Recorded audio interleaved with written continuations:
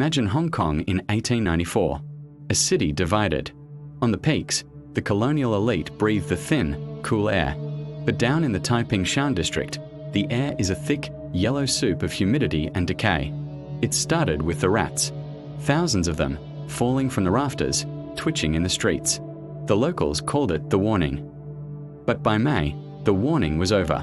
The screams began. Tonight, on Story Node Saga, we go back to the most terrifying year in Asian history, a time when the British military fought an invisible enemy, and the streets of Hong Kong became a mass grave for the living.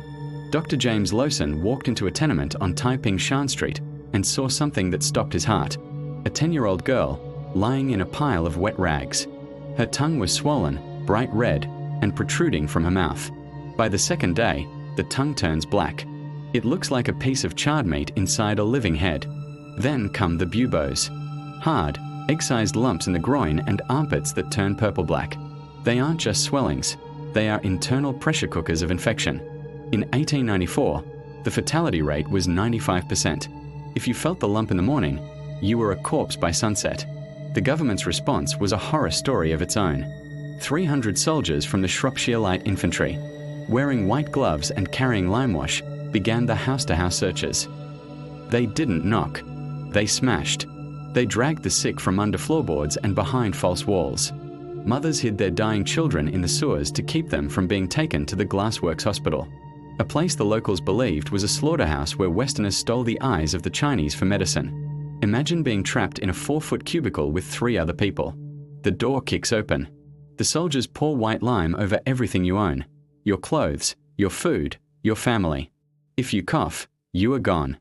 By June, the dead were piling up faster than the coffins could be built. The death wagons roamed Tai Ping Shan, pulled by ponies and driven by soldiers who were given double rations of rum just to stay sane. They found bodies stacked like cordwood in the Tunghua Hospital. Some weren't dead yet. The semi-comatose were thrown onto the wagons with the cold bodies. In the panic, the line between life and death blurred. Eventually, the government gave up on cleaning. They passed the Resumption Ordinance. They walled off the entire Tai Ping Shan district. They evicted 7,000 people and burned the houses to the ground. The epicenter of the plague became a smoking black scar in the middle of the city. Today, where the most crowded tenements once stood, there is a peaceful place called Blake Garden. It's beautiful, green, and quiet. But the locals know. They say the ground under Blake Garden is heavy.